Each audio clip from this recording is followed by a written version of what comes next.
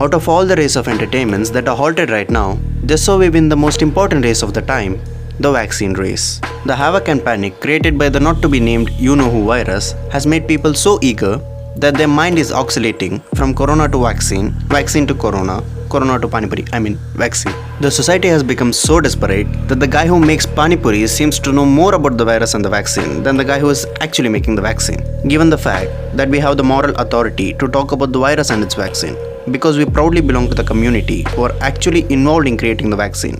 Not directly, at least not yet, but one day, when there is another virus outbreak, we will be the ones producing the vaccines. You're welcome, by the way. Okay, so now let's get to the serious part of the topic. Which are the top 5 vaccine candidates in this race, where there is absolutely no victory? No, we are not saying it. WHO said that already. Now before giving you the actual top 5 list, let's clarify you 2 things. First of all, the order of our list is completely random, and in no way it substantiates the vaccine's degree of effectiveness. Number 2 is that, if you want to see the list, please skip to the time that you are seeing on the screen. As for now, we will be explaining our basics of vaccine development and testing. So now let's try to understand how a vaccine works. Vaccination is the process of infecting a person with the inactivated pathogen or toxins. The procedure is that you are purposefully infected with the disease-causing pathogen or toxin, minus the disease-causing ability to develop immunity against the disease-causing pathogen or toxin. To understand this, let's get back to the delicious panipuri. But the person who is making it forgets to put salt in it, and now it is tasteless. The salt is the taste-giving factor, which is absent. So even though you eat it, you won't get the taste. But in case of a pathogen or a toxin, the disease-causing factor is absent or inactive. So even if you get infected, you won't get the disease. Now this is exactly what we call a vaccine. To protect ourselves against an infection, why should we get infected by the pathogen? Understanding this requires some basic information about how immunity works. We have 2 forms of immunity. One is primary and the other one is secondary.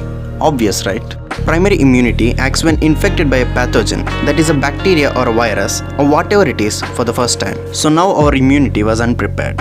So if the pathogen is strong enough, we will get the disease. But after that our immunity remembers when the second time infection happens. This time our immunity has a much more powerful response, like several hundred times more powerful. Now this is the principle behind a vaccine. Using modern technologies, developing a vaccine is a much easier process today than before.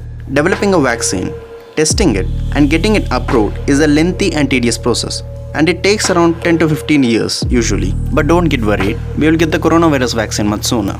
Oh, I just said the name. The development of a vaccine is a much harder process than you can imagine, and if you are interested, please comment below if you want us to make a video of how a vaccine is made. After the development, there comes the testing, which is the lengthier process. Vaccine testing involves many stages, but let's compress it into the preclinical stages and yes, the clinical stages. The preclinical stage is when the vaccine is tested in cell cultures or in animals. Animals like mice, rabbits and monkeys. Poor rabbits. Believers, you have no idea what these cute little innocent rabbits go through. It is in this stage most of the vaccines fail, either for being unsafe or for not being very effective. Yeah, the curse of the dead rabbits. Once they pass the preclinical stages, it enters the clinical stages, divided into phase 1, phase 2, phase 3 and the optional phase 4. Note that every phase of the vaccine trials is very important, because with every passing stage, the number of people increases and the procedures slightly vary. The individuals undergoing the vaccine trials are called subjects. The phase 1 trials involve around 20 to 80 subjects who are tested to determine the vaccine's efficiency. Phase 2 and 3 involve several hundred to several thousand subjects respectively. We really have no idea from where do they get these many people. Both phase 2 and 3 involves a placebo group, meaning that the group may be injected with a saline solution, or who knows, they may inject Fanta also. But the point is, they don't know it. Phase 4 of the trials is an optional business. Includes some detailed examinations of the vaccine. Now after all this information, let's get to the fact about the major part of the video. Which are the vaccines that might enter the stage pretty soon? According to the WHO reports, till late July, there are 166 vaccine candidates in play right now, out of which 141 are in preclinical phase and 25 of them have entered clinical stages, out of which 5 candidates are in phase 3 of the trials. First, let's see the vaccine developed by the US-based company called Moderna.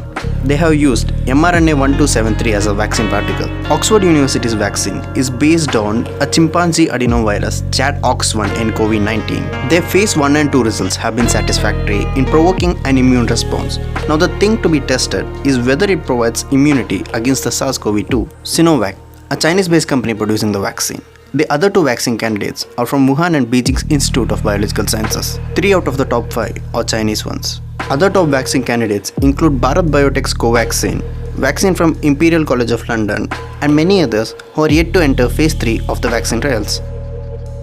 Thank you for watching this video. Take care of yourself until we come up with some more minutes of science.